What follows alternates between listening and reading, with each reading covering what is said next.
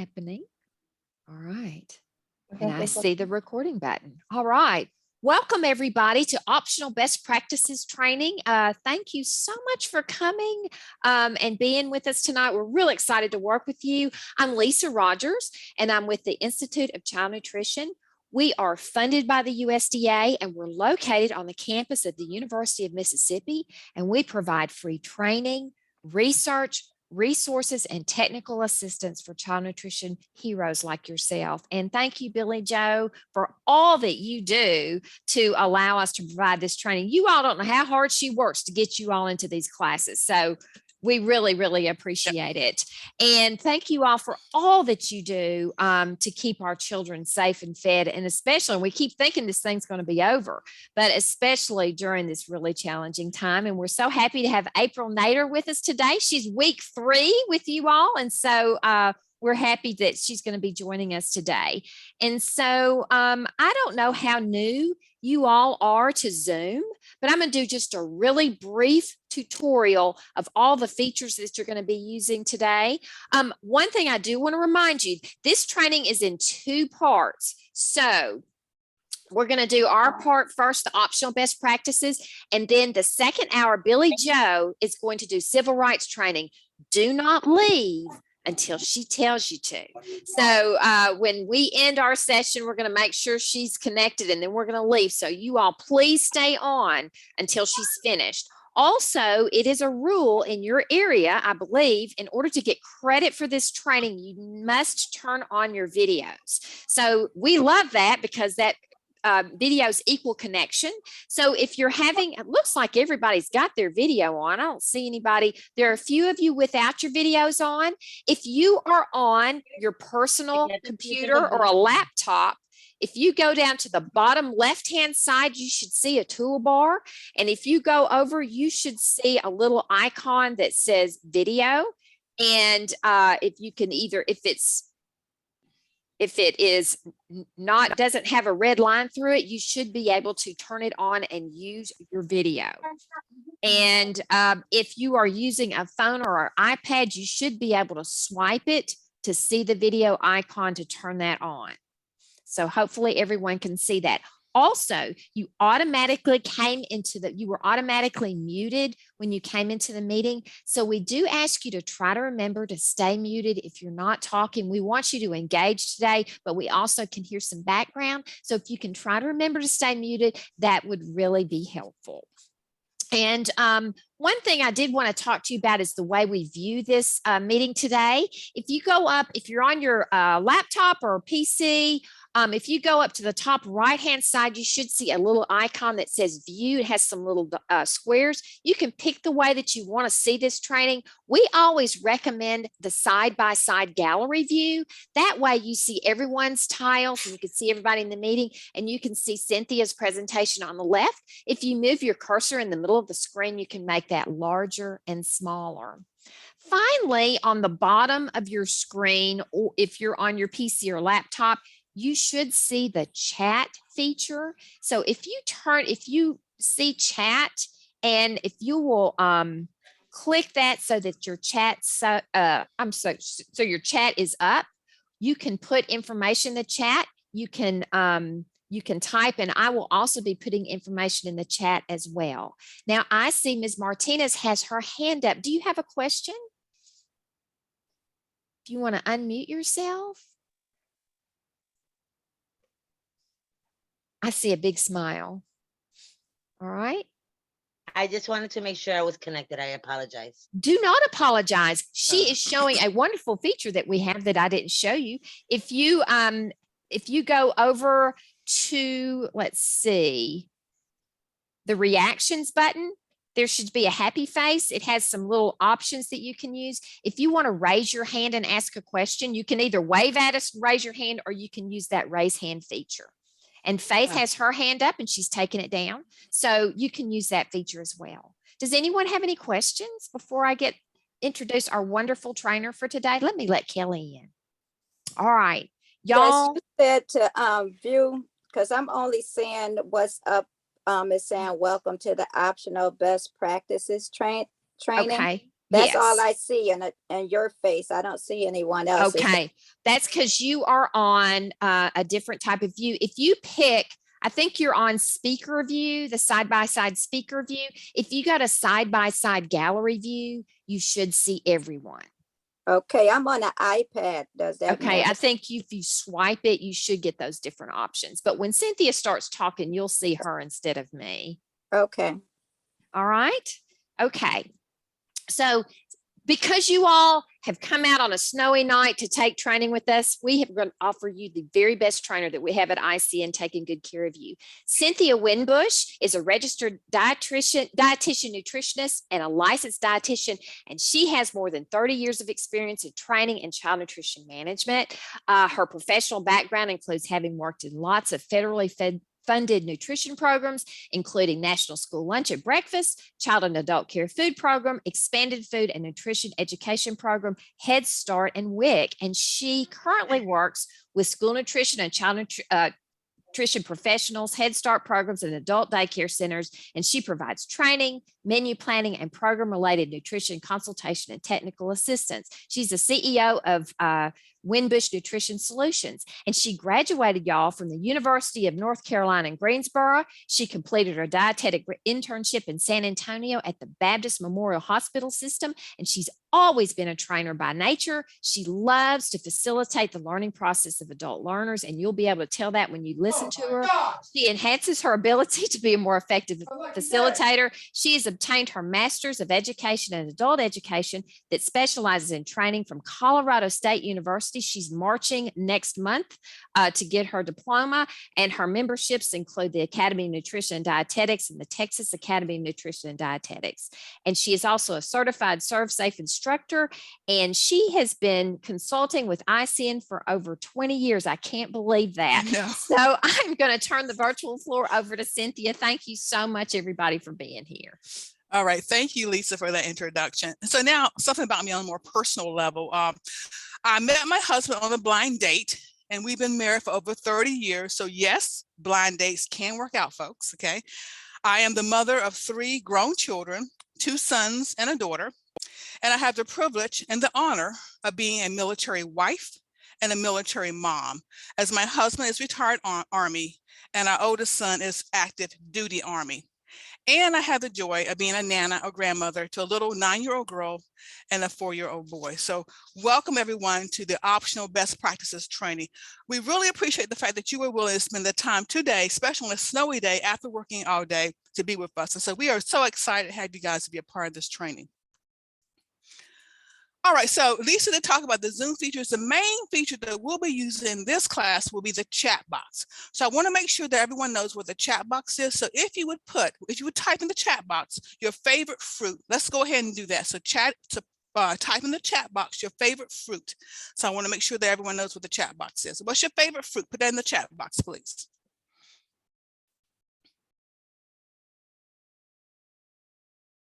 Your favorite fruit. The chat box should be, oh, let's see. So you put in the chat box your favorite fruit. Y'all are making me hungry. I know. I see watermelon, apple, mango, all kinds of things. Pineapples, mango. Oh, mango seems to be the favorite here. Watermelon, pineapples. Awesome. Awesome. Strawberries. Love strawberries. Oranges. Okay. So it looks like everybody has found the chat box. And so if you have questions or comments, you can put that in the chat box, or either you can unmute your microphone. Okay. Now, this class does not require any handouts to participate in it. However, if you'd like to have a hard copy of the things that we've talked about in this class, know that we will provide a link to the participants workbook. And also on that link, we will include a copy of the PowerPoint. Okay, so you do have access to materials after this class is over, in case you wanted to review some things and have some additional things at your fingertips. I do recommend that you have pen and paper handy, because you will be taking some notes. So we encourage you to take notes. Also, we have activities you guys will be working on. Okay, so we're going to make sure that everybody's on mute. So double check to make sure you're on mute, because I'm getting a little bit of background noise here. So double check to make sure you're on mute. Thank you. So let's talk about the purpose of best practices. Okay, so we all know that CACFP has regulations and requirements, and those are great, those are good. But the thing that we're going to do in this class, we're going to elevate what you're doing. We're going to take it to the next level. We're going to improve the nutritional quality of the menus that you guys are serving. So the recommendations that we'll be looking at are they come from USDA, and they're appropriate for all age groups. So some of the benefits of the best practices include improving the nutritional quality of your meals and snacks. So think about this. Oftentimes the children in your care will spend more time with you than they do with anybody else. They will eat more of their meals with you than they do with their own families. And so it gives you a very unique opportunity to really impact the well-being of children, and that can have a lifelong impact on kids. Think about this. Oftentimes our eating habits that we have as adults had their beginnings in childhood. So this is the opportunity to really impact and improve the nutritional well-being of the children in your care. Now, the recommendations are encouraged, but they're not required. So these are not mandatory. So everything that we're going to talk about today are ways to elevate what you're doing, okay? But these are not requirements. So if you're not doing these recommendations, there's no meal disallowance, okay? And there's no deficiency findings. But again, we strongly encourage you to adopt as many of these recommendations as possible. And again, I tell people it's better to pick 2 or 3 things out of things that we talk about in today's class that you feel comfortable implementing than to have a list of 20 things. So what are the objectives for this class? You should be able to remember to recall at least 5 best practices as they relate to improving the nutritional quality of your meals and snacks. And then I want you to be comfortable with some strategies. What can I do to implement some of these best practices? So that's going to be the goal of this class, is to give you at least 5 best practices and then some tips and techniques on how to implement those best practices.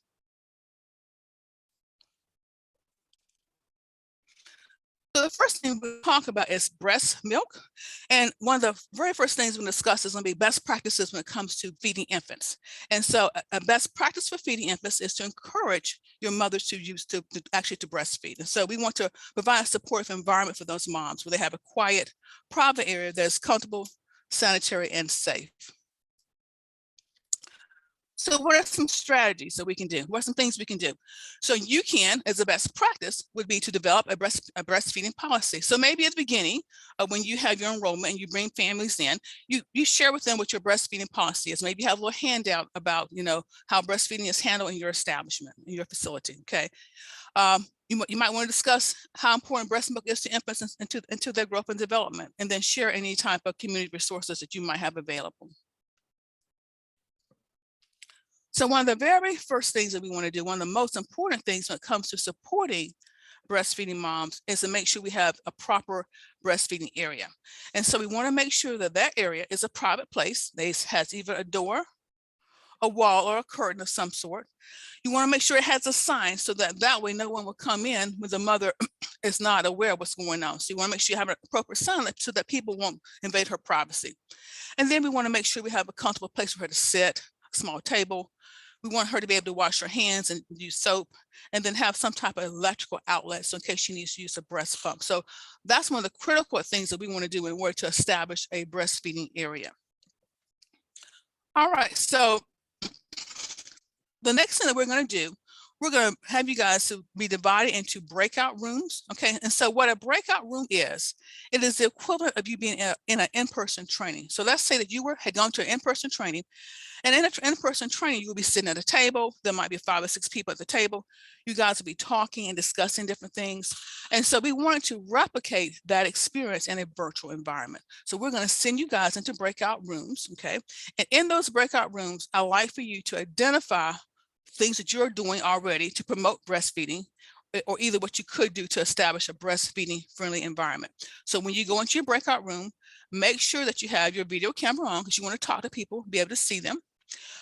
You also want to introduce yourselves, give you opportunity to kind of collaborate, to network some. And then each room will need to have a spokesperson that's going to come back from the breakout and share some things you guys talked about. And so what I like to do for this class, this particular breakout activity, the spokesperson is going to be the person whose birthday is closest to today's date.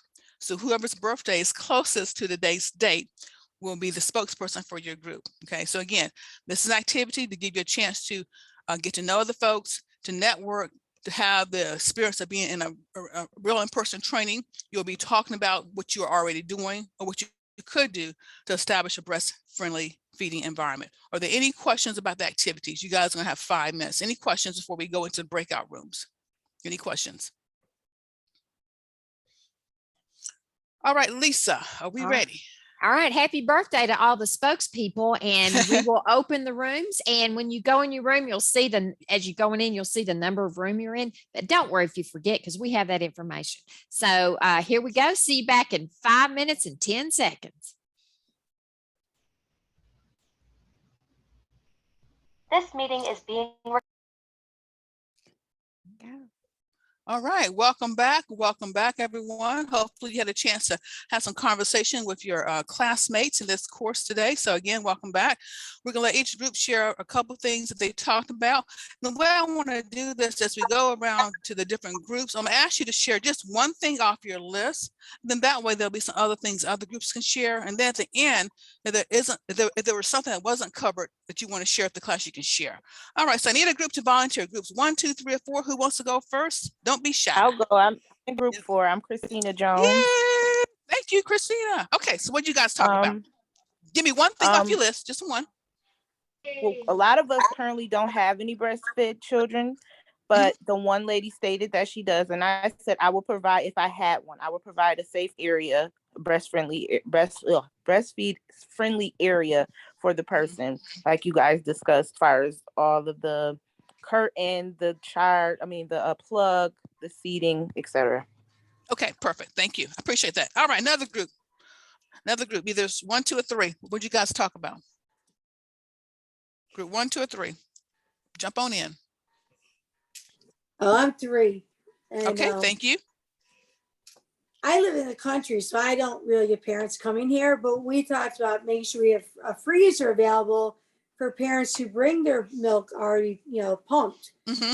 And Yeah, then, that's maybe great. in the room, maybe have soft music playing in a quiet room for the mom.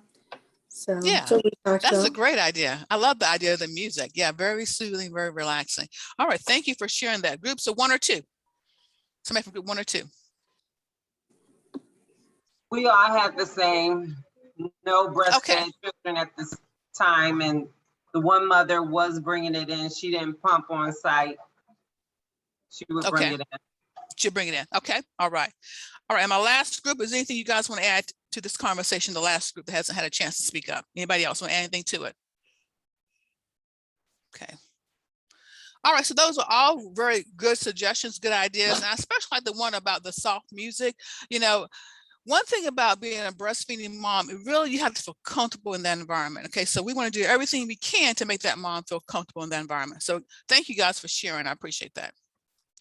All right, so now we're going to talk about what are some best practices we can do when it comes to vegetables and fruits. And we know that Americans do not consume enough vegetables and fruits. And when we do, we typically consume only a certain variety. And so oftentimes the variety is very much lacking in our diets. So one thing that you can do as a provider is to serve at least a vegetable or fruit at snack time. Okay, so just being aware of how often am I serving a vegetable or fruit at snack time. If you can do that at every snack, either vegetable or fruit, that will increase the exposure that kids have to those food items. Okay, then we want to concentrate on variety. So choosing whole fruit over juice. So fresh, canned, frozen, or dried is a great option. You want to limit your juice, and we know that with CACFP, you're only allowed to offer juice once a day. Okay, but I tell folks, you know what? Kids don't even really need the juice, because I promise you they'll get more juice at home and in other places. So I wouldn't even worry about trying to offer juice unless you just absolutely feel that you need to. But again, the regulations specify only once a day. Then the other thing you can do to promote vegetables and fruits is to provide at least one serving from the vegetable subgroups per week. And I'm going to talk about what the vegetable subgroups are next. All right, so vegetables are divided into 5 categories based on their nutritional content. So in other words, all the vegetables in one subgroup nutritionally are equivalent. So looking at these vegetable subgroups, we have a total of 5. And so the dark green vegetables include things like broccoli, spinach, kale, collard greens. So all the vegetables in that one category are nutritionally equivalent, okay? Then the next vegetable subgroup that we're going to talk about are starchy vegetables. And that includes things like corn or green peas or potatoes, white potatoes, okay? And then we have the red orange vegetables, which includes all your different types of squashes like the acorn, the butternut, the Hubbard squash, carrots, sweet potatoes, and tomatoes. Okay, so one way that you can improve the nutritional quality of your menus is to offer a different vegetable subgroup per day. Okay, beans and peas are a great source of protein or a great source of fiber. They can count as either a meat alternate, or you can count them as a vegetable and when you're planning your menus. Okay, so you could have a meatless day where you offer a dry bean and pea as a main entree for that menu. Okay, just keep in mind that if you're going to do the beans as a meat alternate, you cannot also offer it as a vegetable in the same menu. Okay, so it has to be one or the other and all. And beans and peas are a great way to stretch your food dollars. Okay. And then the fifth category of vegetables is called other vegetables. And that includes things like your green beans, cabbage, Brussels sprouts, the iceberg lettuce, mushrooms. Okay, those are examples of foods in the other category of vegetables. So again, vegetables are divided into 5 subgroups. Each subgroup has a different nutritional profile. So any vegetable out of that subgroup would be equivalent to the other vegetables in that category. Okay, so a great way to increase the variety and the nutritional content of your menus is going to be to offer a different vegetable from each vegetable subgroup. So maybe Monday could be dark greens and dark green vegetables. Tuesday might be starchy. You might offer a red orange vegetable on Wednesday. Thursday it might be dry beans. And then on Friday it might be in other vegetables. So that's a great way to really improve the nutritional content of your menus and offer more variety in your menus. So next, we're going to talk about things you're doing that have been successful in your childcare as far as serving fruits and vegetables. So I'd like for you in the chat box to record in the chat box anything that you're doing with fruits and vegetables that you think has been a big hit with your kids. So go ahead and put that in the chat box, please. So things you're doing with serving fruits and vegetables has been a big success with your childcare in your childcare situation. So put that in the chat box. Or either you can unmute your microphone. Either one is fine. So what have you been doing? Seasonal vegetables, great. I love that. It's my Mercedes. Carrots and Jello, that's a great idea. Okay. Serving it family style, perfect from Angel. Fruit salad from Lisa, wonderful. Things you've done that's been successful with serving fruits and veggies. Letting them eat with a toothpick, like a party. I like that. That's from Jennifer. End of the day, mix fruits and serve into a smoothie. Perfect. Mix fruits from Jermaine, excuse me. Letting them choose. Vanessa says that. Yeah. Kids love being able to pick and choose what they're going to eat. Kids, including the cooking together, absolutely is a great way to encourage them to consume more fruit salad, bananas, one dish meals. Okay, that hide the veggies. Okay, like that from Trisha. Applesauce, oranges, celery fruit cocktail. Excellent. Other ideas here. So things that you've done that have been successful with serving fruits and veggies. So those are all great ideas. So there's lots of things you can do. Deborah says veggies are fruit with a dip. Yummy, sounds good. Mandarin oranges from Faith. So I encourage you as we go through this class, to take notes of any ideas you might want to try. Okay. So those are great suggestions. So there are a lot of things you guys are doing already to promote fruits and veggies.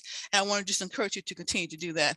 And we got fresh fruit and yogurt. Excellent. Excellent. So thank you guys for sharing.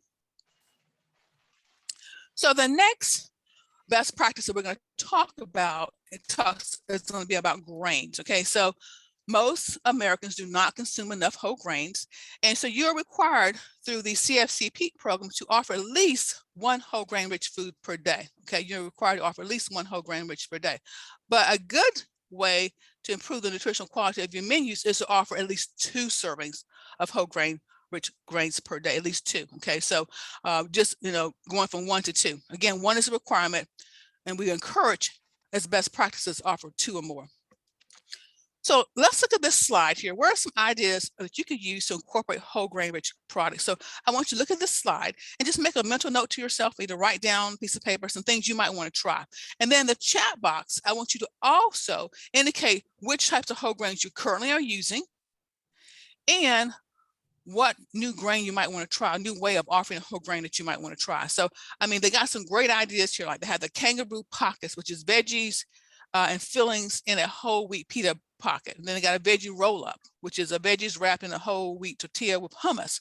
And so this is one that involves the veggies, the grain, and the dry beans and peas. They have things like brown rice. So what are you currently doing? Put that in the chat box as far as whole grains. Are you doing whole wheat bread? Are you doing brown rice? And what would you like to try? So put that in the chat box. What would you like to try, or what? And also, what are you currently using now? So let's put that in the chat box. I see brown rice, oatmeal, great, from Maria. Faith says brown rice, awesome. Whole wheat bread, okay, whole wheat bread and crackers, whole grain bread, perfect, wonderful. Okay, brown rice, like to try that, great. Brown rice and whole wheat bread, try veggie roll, perfect. Brown rice is good for the kids, they said. Yes, brown rice, great. Whole grain waffles. Yeah, I tell people it's just a matter of being more conscious about what you're offering, okay? Burrito, whole wheat bread, perfect. So, you know, we want to kind of get you guys outside your box when it comes to food choices. And we have whole wheat bread, whole wheat crackers, brown rice, currently using brown rice, whole wheat bread, pasta, we'd like to try the flour, excellent. So again, we want to start thinking outside the box a little bit. And I tell people that, you know, whole wheat products, kids will eat them. You just have to be, you know, give them time to learn to get used to them. But oftentimes with whole wheat products, it has more to do as a preference with the adults than it does with the children. So got some great suggestions here. I like to try the whole grain waffles from Kelly, brown rice and cilantro, try wheat pasta. So there's a lot of good options there. So again, starting to offer at least 2 different whole grain products per day. So again, you are required by CACFP right now to offer 1, but we want to up that to at least 2. So those are all great ideas. Oh, kangaroo pocket from Charlita. I like that. Great. I thought that kangaroo pocket was a cute idea too. Thank you. Thank you guys for sharing. All right. So the next best practice that we're going to talk about involve meat. So we know that meats are a great source of protein, and it also can be a source of cholesterol, can be a source of extra calories, fat in the diet. So we want to emphasize as a best practice, it's going to be to offer offer only lean meats, nuts, and legumes. So that's what we want to try to do when it comes to our meat alternates. All right, so things you want to do. And now going back to the lean meat, so baking, grilling, broiling, those examples of lean meats. We want to limit processed meats to no more than 1 serving per week. And so when I say processed, I'm talking about things that have been smoked, cured, have salt added to them, or have chemicals or preservatives added to them. Okay, so that's what I mean by processed. And so typical processed items include bacon, hot dogs, bologna, the deli meats. Okay, so those examples of common processed meats. So we want to try to limit that because those can be a source of not only extra calories and fat, but they also can be a source of a lot of salt in the diet. And we know that salt can predispose some people to hypertension. So again, we want to limit processed meats to no more than 1 serving per week is a best practice. All right, now talking about cheese. We know kids love cheese, and cheese is great. It's a good source of calcium and other vitamins, okay? However, we really want to emphasize a low-fat version of cheese, and we want to emphasize using natural cheese, not imitation and not cheese products, okay? So you want to only serve natural low-fat or reduced-fat cheeses like a low-fat cottage cheese or reduced-fat string cheese or reduced-fat cheddar cheese. So I encourage you when you go shopping to really start paying attention to labels and being more mindful of what you're purchasing, okay? So looking for that low-fat label on the natural cheeses is going to be a great way to improve the nutritional quality of the foods that you're serving. Now, milk is a great source of calcium and vitamin D, and we encourage you as a best practice to serve only unflavored milk to children of all ages, to serve only unflavored milk, okay? Now, I know that kids like flavored milk, the chocolate milk, the strawberry milk, and all that, okay? But we really want to, if at all possible, try to strive to serve only unflavored milk. However, if you're going to serve flavored, you need to remember that the CACIP regulations specify that flavored milk can only be served to children 6 years and older, okay? So, and I tell people, you know, the truth is that kids are going to get enough flavored milk in other places that you really don't have to include that as part of your menu planning and all. But if you're going to do flavored milk for the older kids, you want to make sure that has no more than 22 grams of sugar per 8 fluid ounces. So that's the standard that they're using for best practices, okay? And then we want to always choose a flavored milk with the lowest sugar content. Okay, so how do you go about calculating the amount of sugar in milk? The first thing you want to do is look at the nutrition facts label. Okay, so look at the label and then see what is the serving size. And typically with milk, they'll say 1 cup. Okay, and we know that 1 cup is 8 fluid ounces. Okay, and then you want to look for the amount of sugar, and then you divide the sugar numbers by the serving size. And if that final answer is 2.75 or less, the milk is within the optional sugar limit. An easier way to remember that is just think of this: if you got milk and it's a cup serving, which is what you're going to typically find on the package, as long as it's 22 grams of sugar or less, you're okay. Okay, so look at your back of the nutrition facts label, double check to make sure the serving size is a cup, which typically it will be, and just look for sugar. If it says 22 grams or less, you're meeting the optional sugar limit. Now, water is something that must be offered to all children and must be available at all times. And you want water to be the beverage of choice. So when kids are thirsty, they want something to drink, you want to offer water, because most people do not get enough water in their diets. And so we really want to promote water for hydration purposes, and also it's a good way to help make sure that we're not, overfeeding our kids with, with juices and other products that contain calories.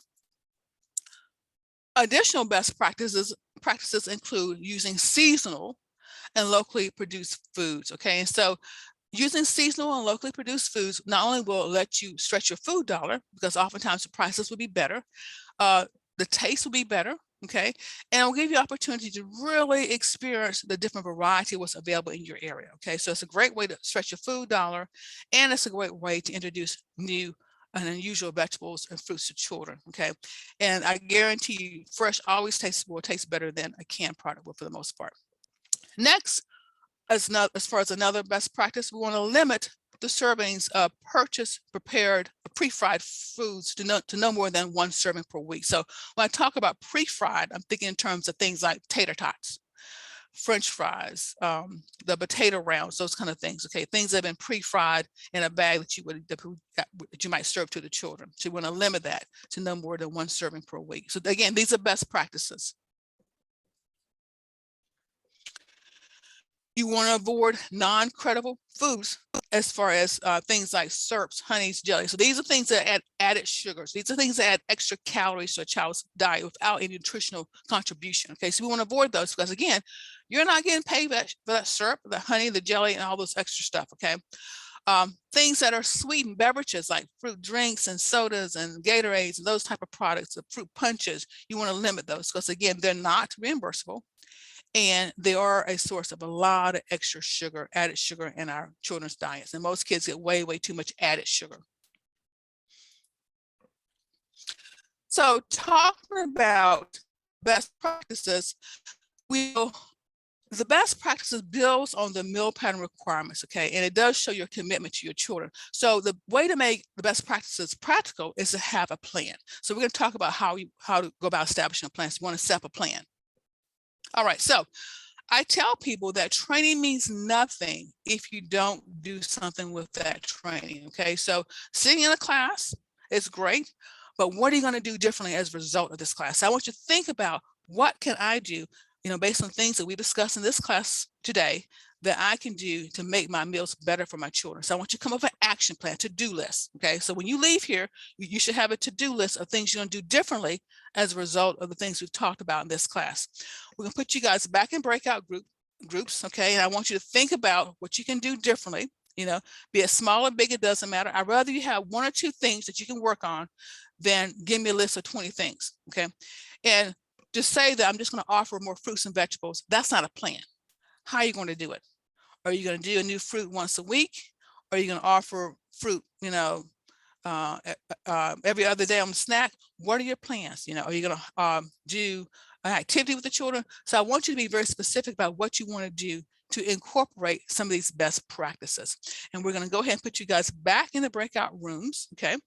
And we're going to give you guys 5 minutes to kind of brainstorm and get some ideas. So again, think about, what can I do with this information? Okay. I'm glad you're here today. I'm glad you sat through the training. But at the end of the day, I want to know, what can you do differently as a result of this training? And we'll let you guys have opportunity to discuss that in the breakout room.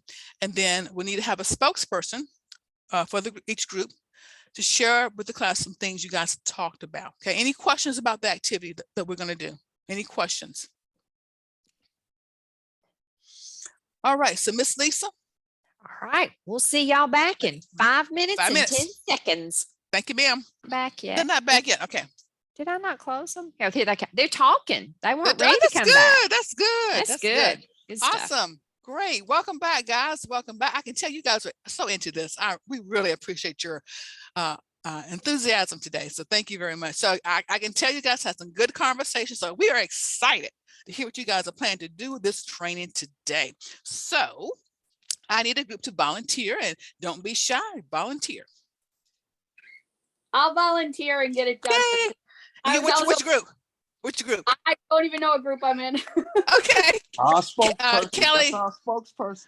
Group 1. She's one. Okay, gotcha. Thank you, Miss Kelly. Okay, come on, Miss Kelly. Let's hear it. Yeah, I was delegated this job, so I will do it.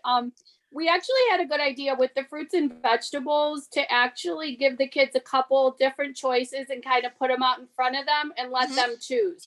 Excellent. So they're picking it, and they're more interested in, wanting to try it because they're making the choice. So we thought that was a really great idea. Thank you. Appreciate you sharing that. All right. Thank you. All right. Another group. Group 4, Christina. All right, Christina, let's hear it. What you guys talk about? We discussed about serving family style with the fruits and the vegetables, using cookie cutouts for the fruits and giving different options. Awesome. Awesome. Appreciate that. Wonderful. Wonderful. Wonderful. All right. Another group 2 or 3. Number 3. 3. Okay. What you guys talk about? We decided to, keep offering them more often the fruits and vegetables. They like more fruits than they do vegetables in general. And my kids are really picky. My daycare kids are so picky. It's like, try it, and they won't even try it. But they have they like mandarin oranges, applesauce is maybe pineapple. About all they really like. So just keep trying different things and see if they'll pick up on it. If they do, you can't force them to eat it. Right. Try to introduce different things. Yeah, and that's a great point, Carol. It may take some time. Okay, so I tell providers and I tell adults, and when you're feeding children, know that you may have to offer that different fruit or vegetable 10 to 15 times. 10 to 15 times before that child would even think about eating it. I didn't say eat it, just think about eating it, okay? So know that. I tell people that helping kids become better eaters, it is a marathon. It's not a sprint process, okay? So just know that. And thank you, Carol, for sharing that. I really appreciate your comment there. All right, group number 2, what you guys talk about? Group number 2. One of the providers said that she took her children to the farmer's market and let them pick perfect vegetables that they wanted to try. And another provider, she'll offer, like when she does an activity, she'll let them try the different vegetables. Great. Activity. Great. Thank you. That's Trisha, right? Yes. Thank you. I appreciate that comment. So are there any other comments you guys want to add to the conversation? Any other thoughts, things you guys talked about that wasn't covered that you want to add to this conversation here? Things that you guys have been doing or that you can do to promote the things we talked about today. Anything else you may want to add? Maybe start a garden. Garden, yes, I love that. Yes, absolutely. Kids love to see things grow, and they're fascinated by that process. So, having them to be able to witness the growth of the plant and the fruit or vegetable as it comes out of the ground is a very powerful thing, very powerful way to get them introduced, or get them excited about the food. You know, it's their food. They grew it. They grew it. So great. Thank you, Faith. Anybody else? Anything else you want to add to the conversation, folks? Any other thoughts? All right, so those are all great ideas. And so thank you for sharing that with the class, everyone. Appreciate that. All right, so now we are at the end of our training, believe it or not, we're at the end of our training. So we talked about optional best practices, and we covered a lot of things with the best practices. We looked at some strategies for improving meals, and then we help you to work on the beginnings of establishing an action plan. Are there any questions or comments from anybody? Any questions or comments at this time from anybody? Any questions or comments?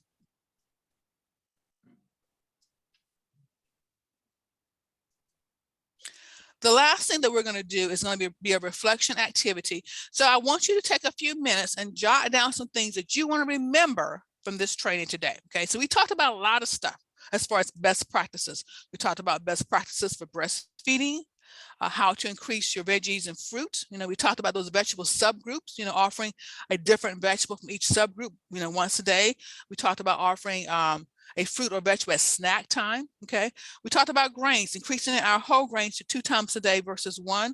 We looked at meats, making sure that they were lean and that we limited our processed meats. We talked about milk, not offering the flavored milk. And if you do flavored milk, to make sure that it has only 22 grams of sugar or less per 8 ounces. We talked about processed foods, pre-fried foods, and then foods with added sugar. So take a couple minutes, and I want you to make some notes to yourself and reflect on things you want to remember from this training.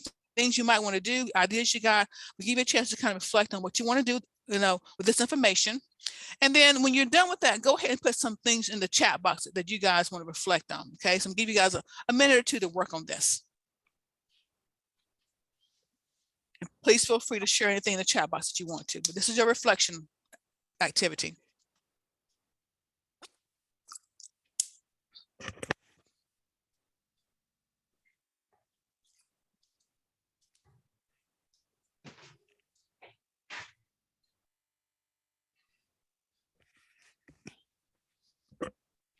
And if you like to, you can put in the chat box anything that you want to share with the class, or either you can unmute your microphone.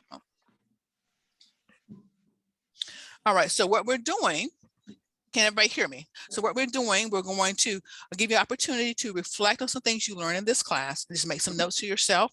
And then if you'd like to, you can share whatever you want to share with, share that you want to remember in the chat box, or either unmute your microphone. Either one is fine.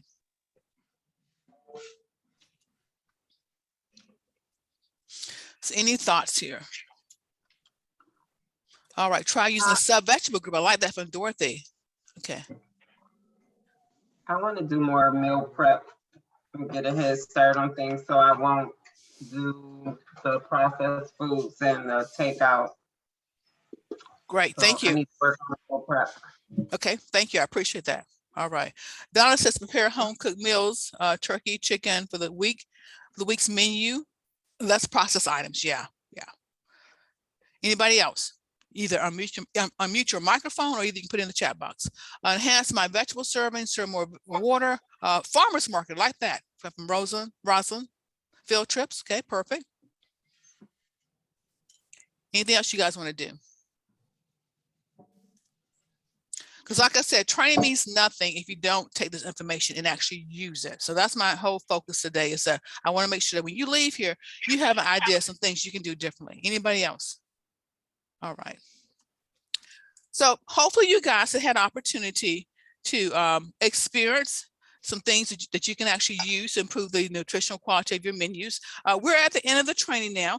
So there's a QR code on the screen. You can take your cell phone and hit your camera feature and put it right in front of the code, and it will pick up a QR code on your phone. It will say open surveymonkey.com, and you can click on that, and then that will allow you to access the evaluation. Or you can go into the chat box, and there's a link in the chat box. I want to thank you guys for attending today's training, and on behalf of the Institute of ICN and Lisa and myself, we want to thank you for allowing us to spend this time with you. You guys are fabulous. We love this group because you guys are always interactive and always are present physically and mentally here for us. And so we're going to go ahead and let you guys do the evaluation. Lisa, did you want to add anything to the last minute comments here? Thank you, Cynthia. What a wonderful job. Y'all are a wonderful group. We love working with you. I did put the evaluation link, and we appreciate you sharing your comments and your thoughts. We do take that very seriously. You will receive a certificate for this 1 hour portion of the training through your email from me sometime tomorrow. So if you don't get it, let Billy Joe know, and I'll send it to her so she can send it to you. And as you finish the evaluation, don't leave, because you have some more wonderful training to take advantage of. But thank you again for letting us be a part of your evening.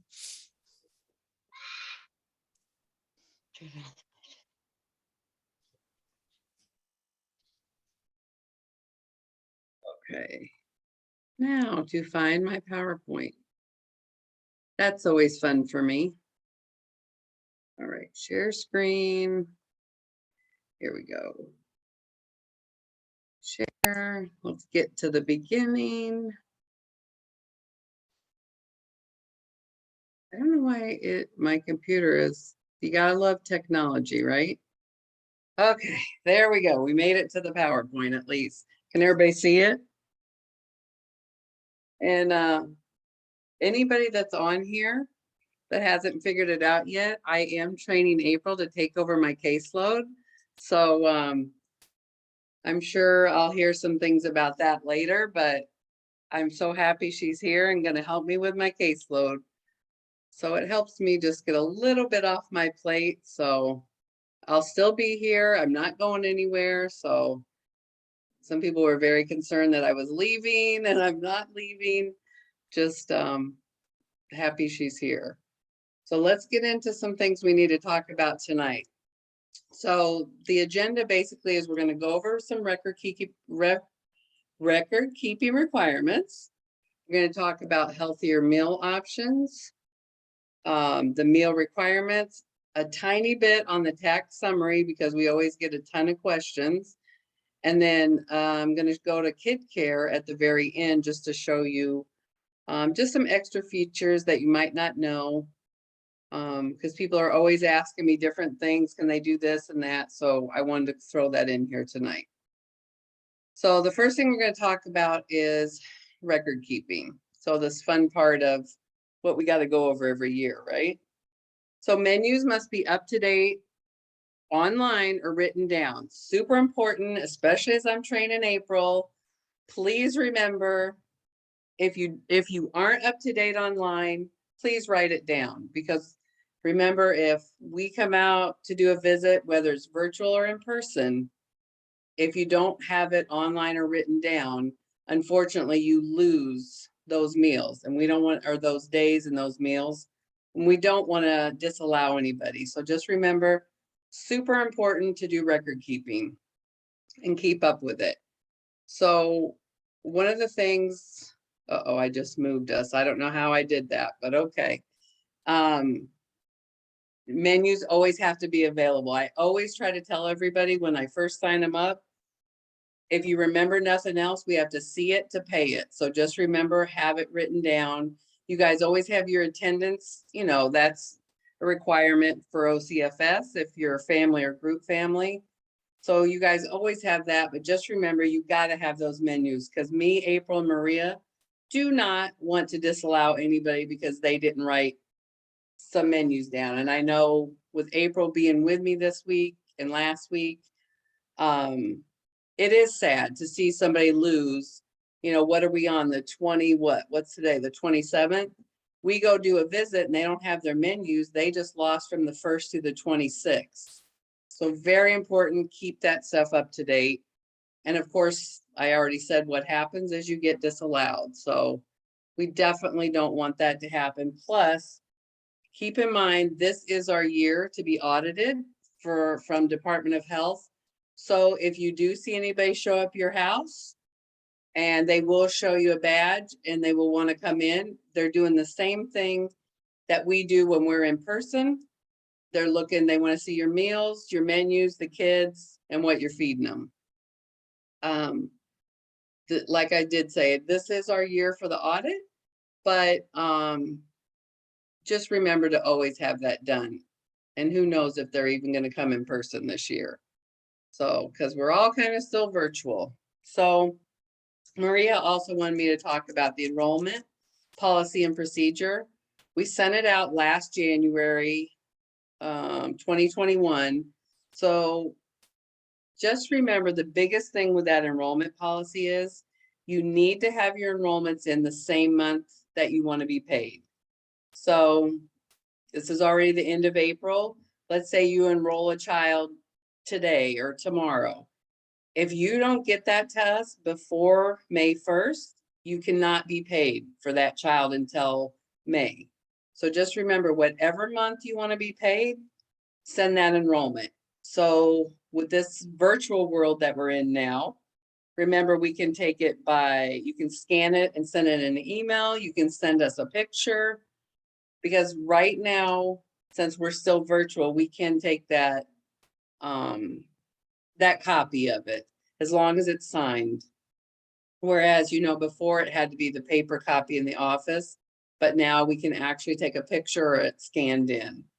You want to remember too, that if you do that and you don't drop the originals off, you always want to keep those in your house in case, you know, once this virtual world is over and COVID and we're back to in-person visits, they will start requiring us to get the original copies again. But right now, it can, you know, it can come through picture or email. The big thing with dinner and weekends, remember that policy changed last year also. And the biggest thing to remember is first visit that's unsuccessful, remember it automatically goes to a parent questionnaire. And then this, we have, you know, the 30 days, which we try not to wait the 30 days, but to do that follow-up visit. If that weekend or dinner visit, the second one is not successful, then you cannot claim weekends or dinners for a whole year. So we definitely don't want that to happen. So just very good reminder, call your monitor, keep in good communication, send them an email when you're closed or there's no kids. That's the biggest thing to remember, really with any meals, but weekends and dinners, obviously, we don't want you to lose them. So just remember to let us know, you know, if you're closed, if there are no kids. Another big thing we keep seeing on the, when we do the claim and we're doing your error reports, the meal and children don't match. So what that means is we did a visit, we saw 5 kids and we saw a certain meal. When you guys go to claim it, you might put down those 5 kids, but you put a totally different meal. Or you may put 7 kids and the same meal. So just remember, super important that that has to match, because that is a huge red flag that you're not keeping up with your record keeping requirement. And I know we have gotten in trouble from Department of Health before. We got our little, you know, slap on the hand because things didn't match. So we just want to make it really important. It's very important to write that down exactly, like what you served and what we saw on that visit. And then what you need available, I think we already said it before, you got to have your menus and attendance available at all times. Okay, so this section right here is just fun ideas I found. CACFP.org gives all kinds of new fun stuff. And I did tell the last class that I would give them these papers, and I totally forgot till I'm just sitting here thinking about it now. Because some people held up their cameras and took pictures of these pages I'm going to show you guys, but some people actually wanted me to mail them. So I absolutely will, if you want them in an email or something, and I'll hopefully won't forget this time. But it was just a fun idea, a new thing to do. Terrible saying this, charcuterie board. Oh, I did it better than I normally do. So normally it's not that good. But it was just a fun idea to get kids to try new things. You see on the board, they had, you know, a bunch of different vegetables and fruits. So it was just a fun idea. And I wish we were in person and I could give you guys these pages. but that was one of them. This was the muffin tin recipes. This was really cute because I actually saw this when we did a virtual visit not long ago with one of my providers. She actually was doing, she had a little egg muffin cooker and it did like 4 muffins. And then it's funny that I ran across this, but it gives different recipe ideas and you put them in a muffin tin. And it was just, like I said, if you want to take a picture of it, you can. If you guys want me to email it to you, I definitely will do that. But it was just fun ideas. And I just, everybody's always asking us, what's some new things? We need new ideas. So I just found these cute recipes. And then this one I found because it seems like all of a sudden we're getting a lot more calls for special diets. And one of the things that keeps coming up is gluten. So gluten is just a protein that's found in a lot of grains.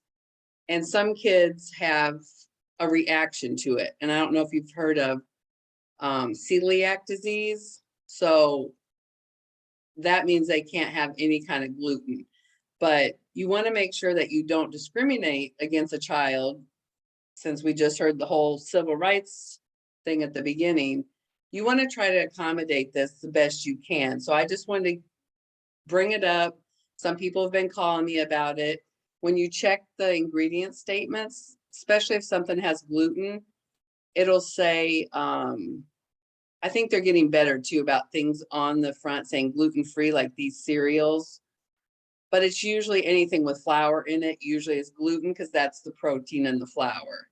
But we're always trying to look for stuff when you guys call us. If you need you need help with a child that has a certain dietary restriction, that's why I found this one, just to kind of give you some ideas and talk about it for a minute. These are just things that are all gluten-free. So it just kind of gives you ideas. There was a cute little, like a strawberry parfait here that had the gluten-free rice checks in it and things like that. But that's just another handout I had. And let's see what the next one was. This was a nice one that talked about during the whole pandemic, food planning, making a list. And we all know that prices are skyrocketing right now. And I think every class so far, somebody has stopped me right here and asked if the USDA, if they were going to pay more. Well, unfortunately, they do go up a little bit every year, but it's usually just by a couple cents. But it's just really planning better and being mindful of those prices. And luckily, summer maybe has come into Buffalo. I don't know with the snow today, but you got to remember right around the corner, we'll have farmers markets where you can get seasonal fruits and vegetables that are a lot cheaper than in the stores. And, but this was just another little handout because it's very expensive right now to purchase anything in the store, and eggs are really skyrocketing if anybody's noticed that. I think my mother called me today and told me about it again. And then just some more recipe ideas, cute handouts. Like I said, I will send those to you guys if you want them. Did anybody want to ask a question or say anything yet? They can unmute if you want to make a comment or anything. Not, I'll keep it moving. Okay, so let's go over the meal requirements real quick because this seems to be a huge confusion too. So a few years ago, everybody knows they added meat for the breakfast. So the one thing I want everybody to always remember, you only need 3 things at breakfast. So it was always, you needed a bread or a grain, you need a fruit or a vegetable, and you need milk. So meat is throwing everybody off. Remember the meat alternative now, meat or meat alternative is in place of your bread, but no more than 3 times a week. If you don't want to do a meat, you don't have to. So some people are thinking they need a meat at every meal and a bread. No, literally meat is in place of the bread. But what's happening is people are remembering the rule of 3 for breakfast, and they're doing, let's say we're doing eggs, there's your meat, that's your protein. Then they did a whole grain toast and milk. So they got 3 things, but they're still disallowed, and they don't understand why. It's because you forgot a fruit or vegetable. So just remember, you always need the bread, the fruit or vegetable, and milk, and meat is just in place of your bread. So I think the biggest takeaway is remember, you always need a fruit or vegetable, and then, you know, your bread, milk is, you always need that. So I don't want to confuse anybody, but just remember, milk is only in place of bread no more than 3 times a week, but you really don't have to have it. Maria, did you raise your hand? Yes, so basically like saying like egg, bread, and like, for example, orange and milk. Okay, so good example. I like that you said this. So you had your egg is your meat, right? And then you had toast. And then you had a fruit and your milk. So you have 4 things. You're only required to have 3. So if you wanted to do them, you want to do the egg, you could leave the bread off. Oh, okay. Yeah, Okay. and one thing I think about too right now with the prices skyrocketing, Yep. you can always have extra, but it's okay to just have the 3 things that are required. So like Okay. if you want to do the meat, it's in place of your bread. Okay. And then that's 3 times a week. Yeah, and especially with the prices right now, they're crazy. Okay. Okay, hopefully I didn't confuse anybody. So we're okay? Because I know Maria got some calls after the last class. I did put the website in the chat where the recipes were found from, but we can still email you the exact worksheets. But if you want to explore more recipes, you can click on the link in the chat. Oh, I like it. I like that April is tech savvy too. She can do stuff for me. That is so nice, because I would have never been able to do that, April. I've been like, yeah, I'll send them in an email and then I'll probably forget. So I try not to. But yeah, so definitely just always. Did somebody say something? Yeah, what can she repeat what she just said? April? April. Yep. So in the chat, I put the website where we found all the sheets. There's extra recipes if you click on the link, but we're still going to send out the worksheets that we're showing. Okay. Yeah. This is the part about, you know, not being in person anymore, because then I could just hand them to you guys and you could have them. Okay, so let's go to the next screen. Okay, so foods that should be limited to no more than 2 times a week. I think on one of Cynthia's screens, she said this too. So hot dogs, Canadian bacon, corn dogs, all your processed foods, remember, are no more than two times a week. Also, I think I saw on her screen too something about bologna. In New York State, that is not allowed. So just know there's no bologna, there's no processed lunch meats allowed. Unfortunately, you know, USDA, where that training came from, they have a guideline to follow, and then New York State makes it a little bit stricter. And I know nobody's surprised by that because we live in New York State. So just remember, I think somebody asked me last class too if they could have turkey bacon. Unfortunately, the only bacon they allow here for us is Canadian bacon, but you just would want to limit it. And any kind of processed foods. I know a couple years ago, New York took away bologna. Like I think I already said that, but we're okay with, like, if you go get deli meat, as long as you didn't serve it that often, no more than twice a week. But it's a little bit healthier option than the pre-packaged ones that have all the preservatives. That's why they last so long. And that's one thing you guys want to try to stay away from. Sweet grains, graham crackers is still on the board with that. I know a couple years they tried to take it away, and then providers spoke up, and we got to keep graham crackers. So that was good because I really don't think they're not that sweet. They already, we took away cupcakes and cookies and things like that we used to allow. That was sweet, but graham crackers is still there. They just want you to be careful and limit it. And then, I forget. I gotta be careful when I touch the screen. And then obviously we need to limit them because kids get so much sugar all the time. And we just want to make sure that they get healthier options at the daycare. Juice, we know, is only one time a day. And it's never allowed for lunch or dinner. So I don't think there's too many left. Is there anybody in here still on paper? Or is pretty much everybody online? I think we might only have a couple left on paper.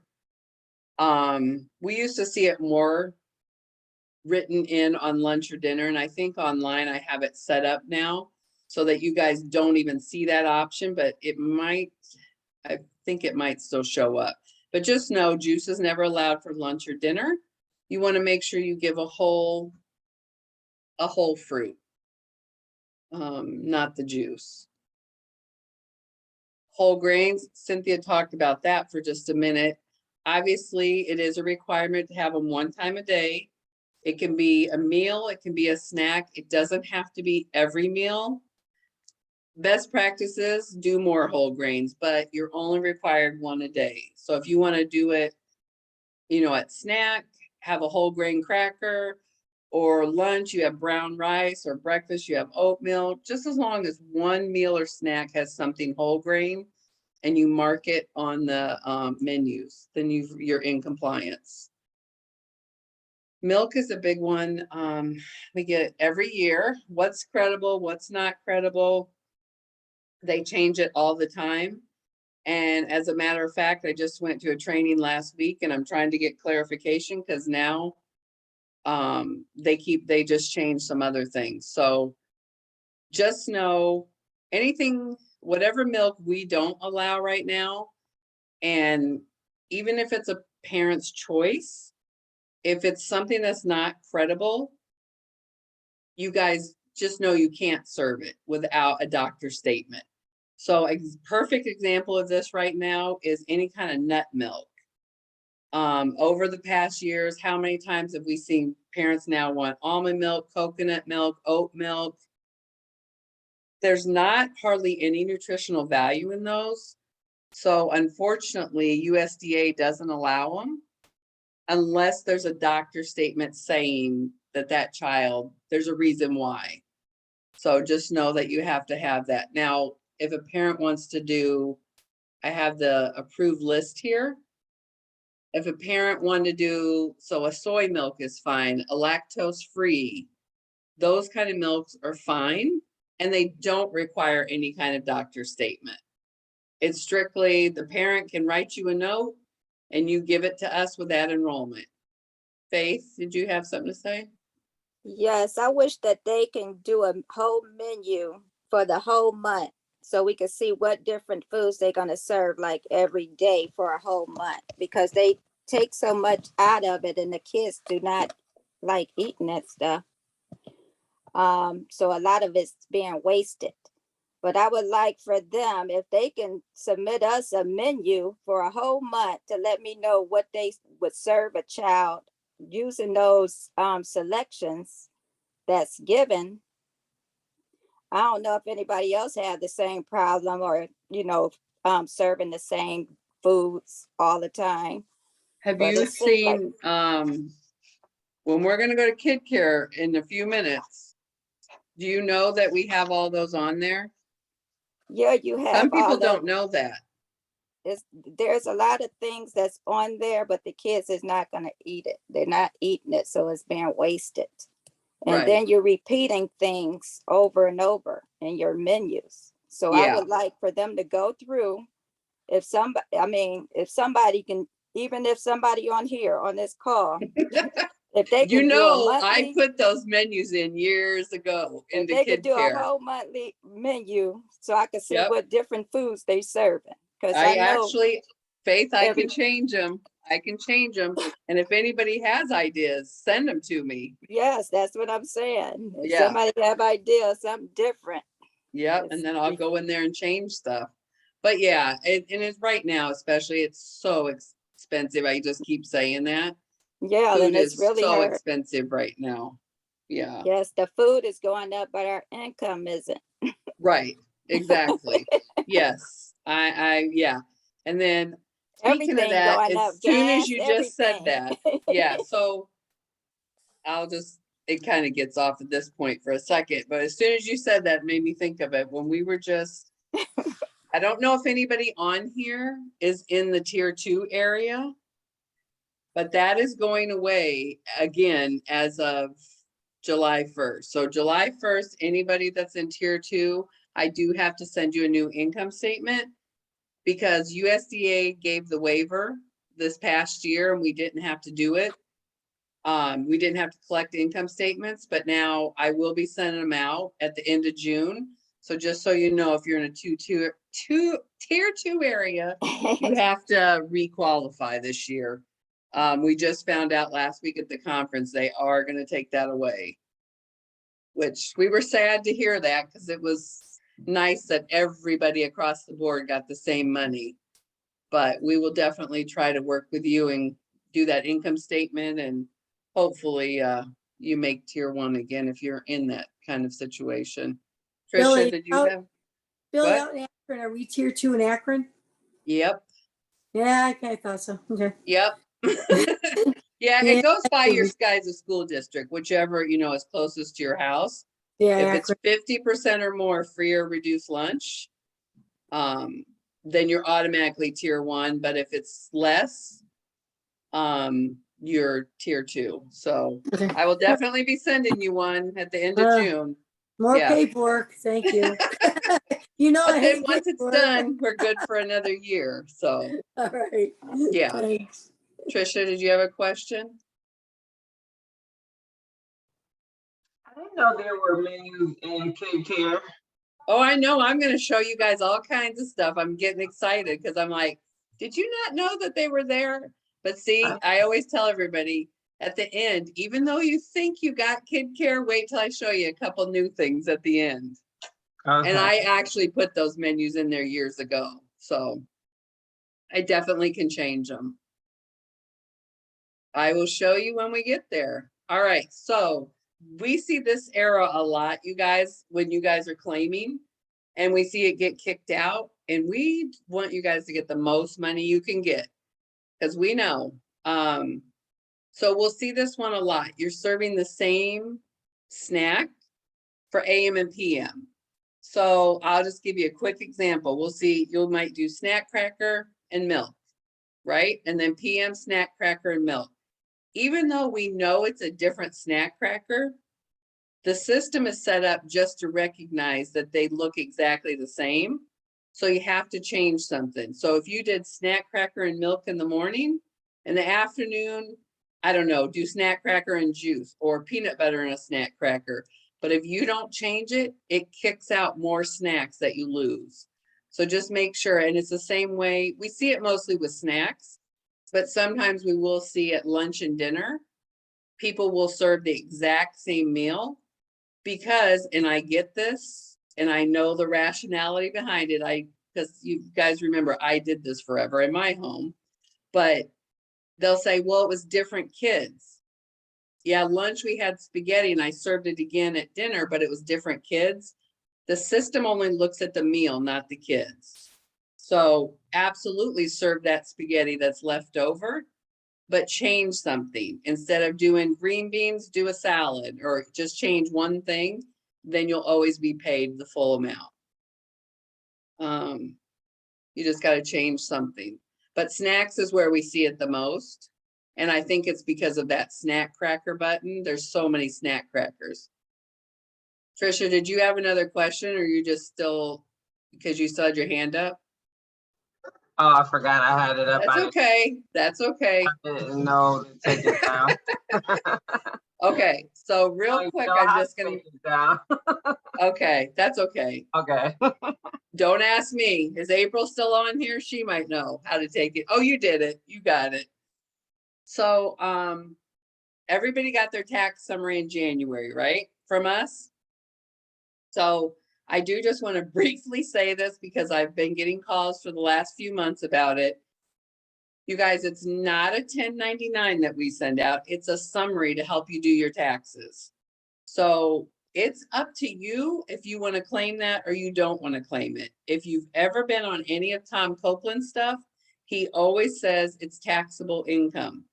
But this is between your tax accountant and you, and it's your business, so you do what's best for you. Because I got a lot of pushback this year, a lot of people saying that they don't have to claim it. It's your business. If you get audited, you're the one that has to answer to the auditors. So just know, we don't give a 1099, we only give you a summary to help you with your taxes. And it is a good kind of way to let you see actually what you are making in the program, which a lot of people are very surprised that it's that high by the end of the year, because you think, oh, it's only a couple dollars for a kid. It adds up after the end of the year when you see the tax summary. So just know, you guys use it. We just give it to you. Since KidCare does that wonderful service for us, and it prints it, lets us print them out and send them to you. Tom Copeland, I was on his class, I think in December, and he made a comment. And I know so many people are seeing so much of his stuff right now before he retires. So I wanted to make a little thing that he said was on there. He talked about how you guys know you get paid for 2 meals and a snack, right? And he said the other snack that you're not paid for doesn't have to be nutritional because you're not getting paid. And I was like, why would he say that? Because he's so for the food program. Yeah, you're not getting paid, but here's what's going to happen. If you let, and he was giving the example of like, I don't even know, popsicles and something else that wasn't credible. But the problem is, what if April or Maria or myself come to do a visit? We didn't see what you had for morning snack, and in the afternoon snack, we're there and you're serving something that's not credible. So our visit doesn't even count because it wasn't a credible snack. So that's the big takeaway, is always serve something that's credible. If you're claiming it, serve something that's credible. I almost passed out when he said that comment because I was like, oh no, don't say that, because people have already called me on that. So I just wanted to put it in here. Even though, you know, you only, one of your snacks does get kicked out, make sure it still is something, you know, credible and nutritious for the kids. All right, now we did all that. Did anybody have a question on that before I, let me stop this share. Did anybody have any questions before I go to the KidCare? And we're doing good on time because that gives me a good 15 minutes to do the KidCare. All right, I don't see any hands up. All right, so let's see. Let's hope this is here, my KidCare. KidCare. And it's not. Okay, good. I got to switch it on the other side. That's why. All right, now let's share it. Here we go. Okay, I'm going to log in.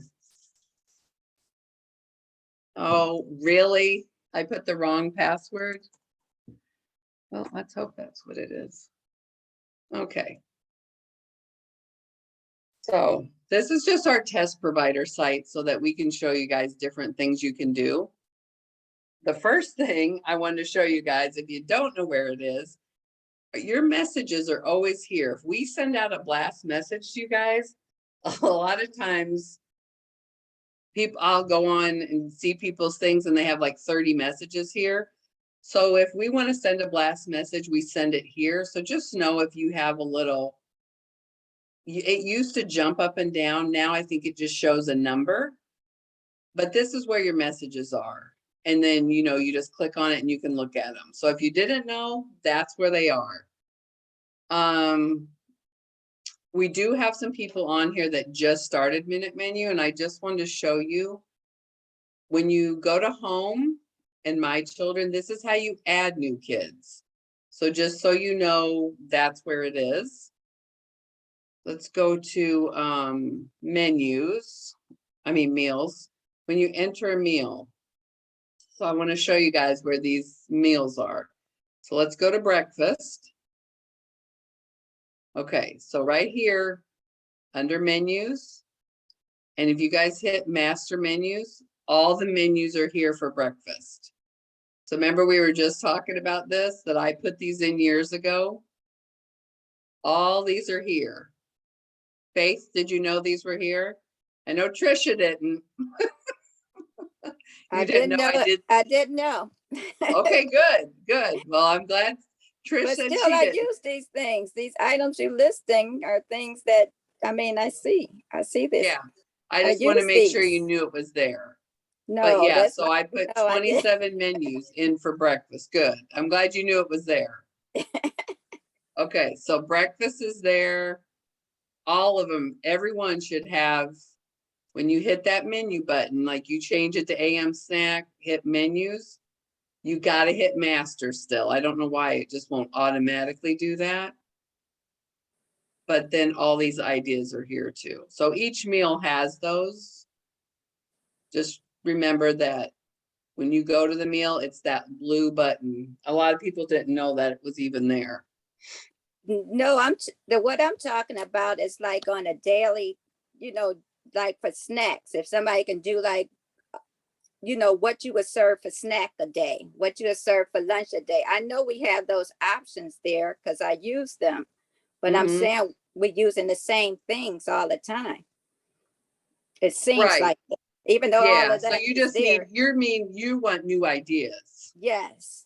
Gotcha. And Okay. it's kind of hard when you're trying to switch up things and the kids don't eat it too. Right. So it's being wasted a lot. Especially, I hear that a lot with milk too. If they don't drink milk. Well, I always say start out with a littler amount.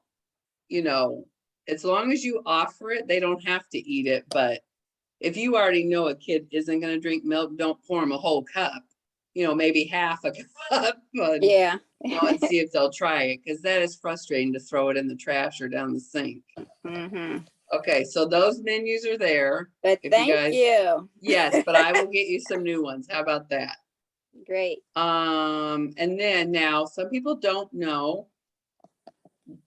I think pretty much there's a few new ones on here. If you switch over to this one, there's your infant menus. A lot of people don't know how to switch back and forth. Sorry. So it's infants and non-infants. That's how you switch back and forth. But this is the big one. I want everybody that doesn't ever do schedule menus, this is going to be your favorite thing. So under meals, you can go to schedule menus. So you need to do a whole month of scheduled menus.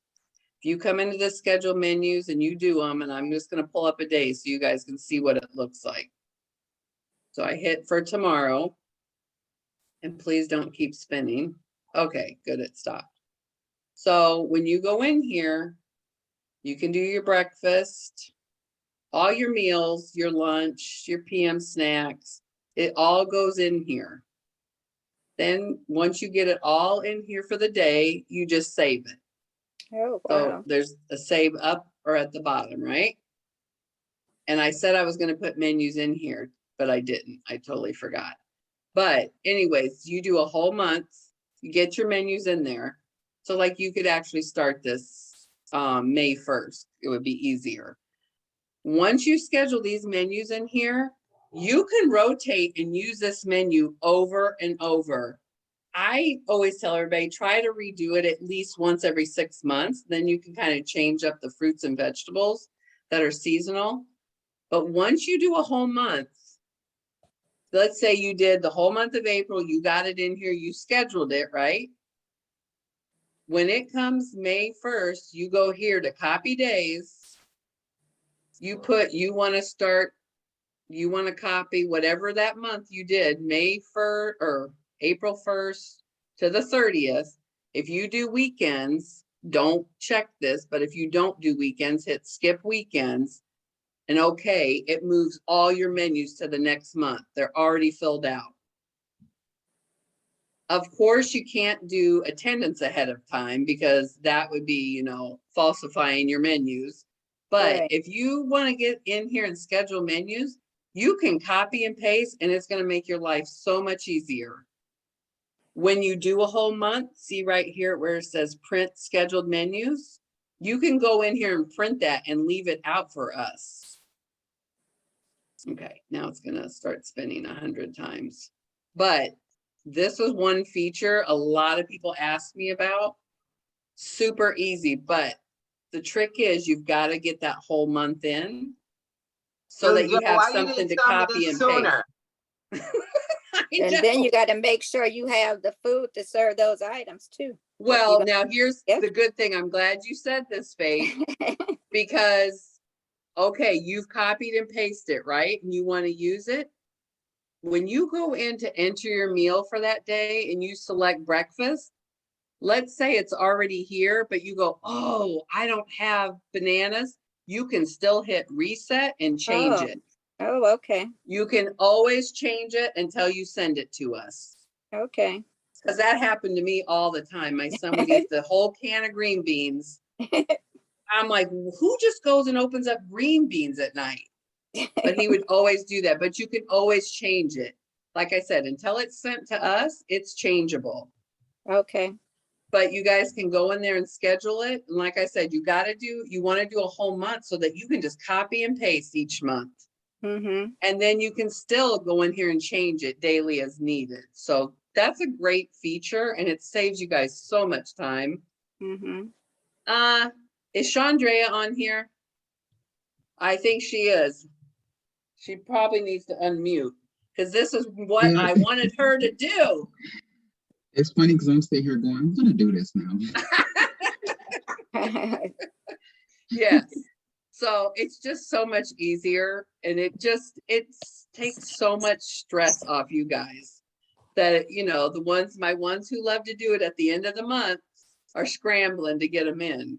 Because you know I have it all printed out already, so I can just put them in. I know. And I like that, you know, even when you schedule them, you can still print it out once you get it done. Right. But the thing is, you've got to make that initial do 4 weeks so that you can just copy and paste to the next month. So that makes life a little bit easier, right? Mm-hmm. And if you need help when you start doing it, I can always show you. Thank you for that. It was really needed. A lot of people don't know that they can view their claim here once they send it to us. So that's another thing. Oh, I should have put one in here. But if you hit view claims, like a couple days after you send it to us, you can actually see what you're being paid and your error report and things like that, that whatever wasn't paid, you can see it. You guys can always go to reports if you want to. There's tons of reports here. Your claim statement and all that kind of stuff, but there's tons of stuff here under reports that a lot of people didn't even know were here. Again, here's messages again down here. And I don't know how many people use the accounting stuff with KidCare, but I know I always used it and I loved it. And now I think it's only went up like $1 after 20 years. It's still like $9.99 a month or something. But your parents can actually pay you through this program. I need to find out if there's still a referral code because you guys used to get a 10% discount. I don't know if they still do that. I can definitely ask them if you guys want me to. Like But I it just said, makes, everything's going up, but our income. I don't need no more extra expense. well, I don't know what kind of accounting software you have, but it's built in here. And the one good thing about this one is I know it's a pay one that they offer, but it copies your food and everything that you're already putting in. So I don't know, it just makes it a little bit easier for billing and stuff and taxes. And like I said, parents can pay you through here. But if you ever want to learn it, you can always contact KidCare. They definitely can help you with that. Okay, is there anything else anybody wanted to see? I think the scheduled menus was going to be my favorite part. So yes, I like that. yeah, and then I'm I think that's funny. Trish, how long have you been with us and never knew those menus were there? So, and I probably do need to look at them and change them up because I probably did them 10 years ago. Cause I'm such a slacker, cause it's like such a pain going in there, and just doing it one by one. Yep. So I don't do it like I'm supposed to. Yeah, I'm a slacker. that scheduled menus, once you get the scheduled menus in there, you know who's on here that does them? I just thought of it. Roz is on here. She does them and she's been doing them for years. I sure And do. I was like, wait a minute, I know somebody does them because I've remember when the state has been out to see her and they were like, she had no menus. I said, whoa, whoa, whoa. Yes, she does. They're scheduled. So there's just another way we can see them. The biggest thing with the scheduled menus is remember, don't do your attendance ahead of time. But that doesn't take any time, to do the attendance daily, but the menus take a long time sometimes. So this is a great thing to have, but Carol, did you have a question? So I have the master menu in there too. So I said better to have a scheduled menu than the ones I have already set in there. Nope, you can have your own in there. Okay.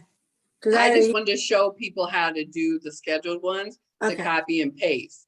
Now those, when you do your own master menus, can you copy and paste them? I don't know. Yeah, have you ever done that? Yes, that's what I was just I thinking. haven't tried. Yeah, because I know you probably put them, when you go to schedule menus. Yes, you can, Billy. When you create your own menus, it's just, when I did mine, I actually just saved them like Monday breakfast, AM snack, lunch, PM, and I labeled them all a certain way so that when I did it and I set it up for the week, which menus. Every Monday for breakfast it was this, every Tuesday, every Wednesday, every Thursday, and set it up. You save it, you put it on the menu for the month, then you copy and paste that one menu, the monthly menu, and then you can change the date. So the first time you do your first month, you do it for 30 days. When you get ready to do the next month, you copy it'll be from the first day you started to the very last day you have scheduled, which would be 60 days. So you copy the 2 months and you go from there. You can copy it just as it is. Okay. So did you guys probably are talking about when you're on the actual enter meal, when you're here at create my menu, I think, and you name it? Is that what you guys do, Carol? And you've named it and then you can reuse it? Yes. Yeah. Yeah. So I just thought this might be a little bit simpler at first for people, but you can still do it the other way too. But I just wanted to get people in a general direction for scheduled menus. You know me, Billy. I like to 4th or 5th of the month. It's all right, as long as you're keeping track. All right, I'm gonna stop sharing that. All right, did anybody else before we end, any questions? Want to say anything? I'm really calling people out tonight, right? I have a problem with